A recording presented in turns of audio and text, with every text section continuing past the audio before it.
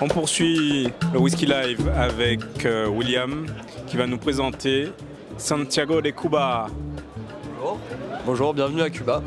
Le rhum Santiago de Cuba, c'est un rhum léger. Berceau du rhum léger, c'est le sud-est de Cuba, dans la région Oriente. Donc on appelle ça un rhum léger, ce qui nous permet d'avoir l'appellation qu'on voit sur la petite étiquette. Ça certifie qu'on utilise de la canne à sucre uniquement cubaine et qu'en même temps on fait de la distillation en colonne. Pour le processus, c'est récolte de la canne à sucre à la machette, on va en faire de la mélasse, on va faire fermenter pendant 24 heures pour éviter trop d'acidité.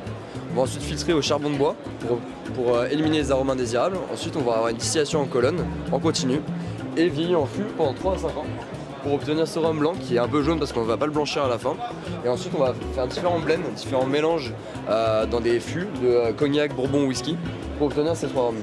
Et on a du 8, 11 et 12 ans, mais il faut savoir que le 12 ans c'est pas le 11 ans avec un an de plus. Le 12 ans c'est un assemblage totalement différent. Donc le premier, le blanc, on va aller chercher des arômes de vanille, le 8 ans des arômes de miel, le 11 des arômes de fruits tropicaux et le 12 ans du chocolat noir. Donc le 11 ans et 12 ans sont totalement différents. Faut pas le voir comme étant le meilleur, ce qui est plus maturé, mais il est différent. Donc voilà. Le travail est différent. Exactement. Merci William pour cette interview et on va goûter tout ça. J'ai hâte de goûter le 12 ans. Merci beaucoup.